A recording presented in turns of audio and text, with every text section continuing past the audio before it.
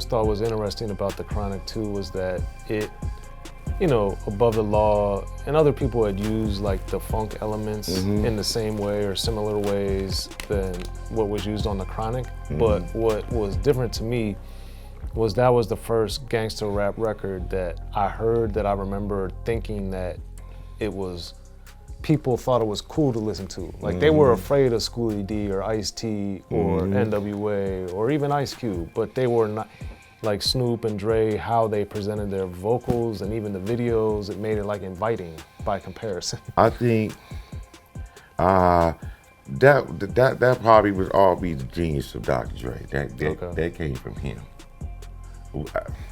He knew what he was doing through trial and error, through the NWA situation, All the Ruthless, everything that he done, right? All that, everything he built from all of that.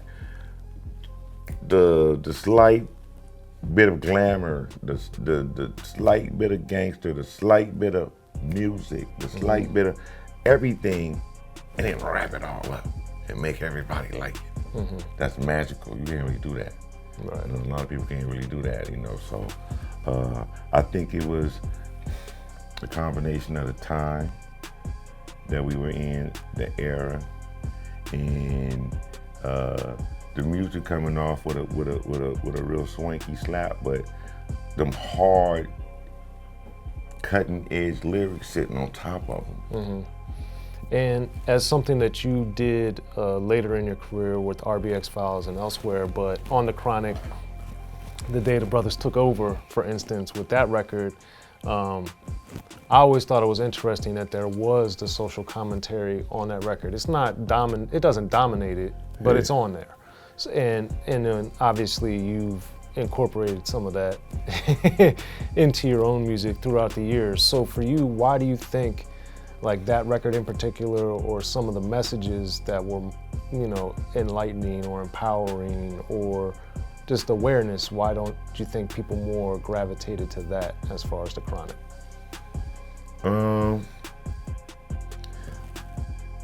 I think sometimes when you learn some things, and if you learn too much too fast, you spew it out too strong before you learn how to harness your power and put it into a situation where it's not so threatening and it doesn't really put another group of people off. You know what I mean?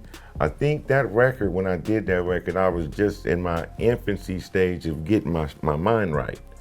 So a lot of things that I was hearing, I probably should have digested a little bit more and kind of figured out a different way to kind of put it out. Some of the stuff is right on. I mean, you just can't change it. But some of the stuff could have been corrected. At that time, I didn't know what I was doing. I just knew I could rap, and I knew I had been around Dre, and I just was going by the stuff that I'm college educated, so I'm pulling my feelers together to try to get this done because it's me against the world. I mean, I still had Snoop and all these was my loved ones, but they doing their thing, and they with Death Row, and I'm over here by myself. Right. So I got to figure this thing out. So that record was me trying to figure it out, but not compromise myself. And that being said, how did you, at the time, because I remember somewhat of a parallel thing, but when Cube left, everybody thought he was crazy, and then he ended up being bigger than he was with NWA. So for you, with the success that Death Row was having, what made you feel comfortable to be like, look, I'm gonna walk away from it? I really couldn't say I was comfortable. I could have. Well, you actually did it. How about that? Yeah, it took, I didn't realize it at the time, like I said, man, I hate to keep saying naive, but I was a young dude at the time. And I didn't know the repercussions of a lot of stuff. I just did it because I'm doing this. I was just thinking like this. I'm not gonna be nowhere in no situation ever where somebody's gonna be talking to me crazy and disrespecting me. And if I gotta sit and watch you disrespect me and my loved ones and people that might come in to work with us, I can't just sit around and do that. So it might be worth a whole bunch, but my soul, it's not for sale. So I'm gonna have to pass on your offer because I'm not with all you doing. So I'm gonna show you my rebel side and move around. If you got a problem with it, you come on get me. And that's where I was at. So I wasn't really tripping. It kind of hurt me financially, but hey, man, we all right. We gonna be all right. And then obviously you came back and have done like lots of work with Snoop over the years. Yeah. And then one of the records that I always liked was the Remember Me that you did with Eminem and Sticky Fingers. Yeah. Obviously that was on the Marshall Mathers LP. So with that song in particular, you know, what was it like with the environment of M being as big as he was at the time, Dr. Dre now even bigger than he was during the Chronic era? And It did not. I don't know, man. It I wasn't starstruck. I wasn't. It wasn't. It was just think. Okay, M called me. Okay, that's what's up. Actually, I got the call from Dre. Okay. Dre was like, "Yo, I'm working on some things, man. You know, I need you and Sticky Fingers to pop off." I'm like, "Okay, so what's happening?" He said, "Pull up at the studio." So me and my girl Nettie Bird, we pull up at the spot, yada yada. What's happening? He gave me the rundown, the spiel. I just go in there. I had something already that I was just in my head that was really meant for nothing. Just bars. I do that all the time. Just additional bars, like a rhyme bank. Okay. So I checked into the rhyme bank real quick and was like, oh, okay. And make a withdrawal. Dun, dun, dun, dun, and then the rest is history. I would have stayed and my bars would have been longer, but I was, like I said with Lil Mama, and I forgot what she was on me about. But we had to be there in a few hours, and I had already done my work. But I could have put some extras.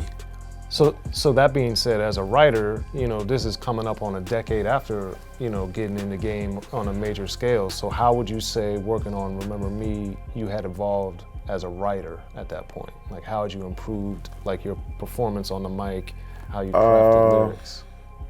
Well, you know, when you're dealing with, you know, a great producer like Dre, you kind of get walked through the fire. Okay. After you get walked through the fire, you pretty much certified. If you can't take what you've learned from that experience to your next experience, then something's wrong with you. It's on you. Right. And you'll go in the studio with that cat, and you might do the verse perfect the first time, but you're not. Usually it don't happen. He won't let you out. He'll be like, nah, do it again, just like that. Only joint that I did one take and I was not able to go back in and redo and retouch was High Power. Okay. I tried to, like, Dre, let me go knock that out one more time. He was like, buddy, cancel Christmas, you're not going back in the booth X. I said, man, come on, man, you serious? He said, I'm dead serious. You're not touching that. Okay. That's the one. So, but most of the time, that's not the case. And you probably gonna do it a few times, up to 15 times, until you get that 1-1-1 like that one.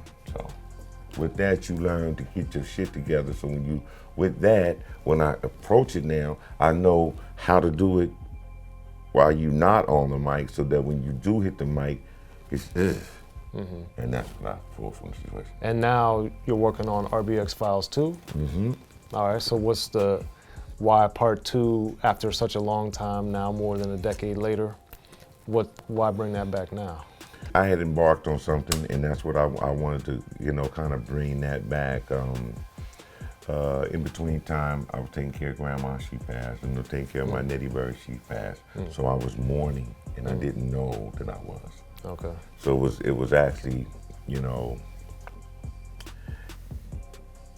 kind of mixing in, interfering with my creativeness, because I just wasn't. So a lot of people was like, oh, he fell off, and yada yada. No, I wasn't. I was focused on other things besides rap. You were living life. And it was hitting me.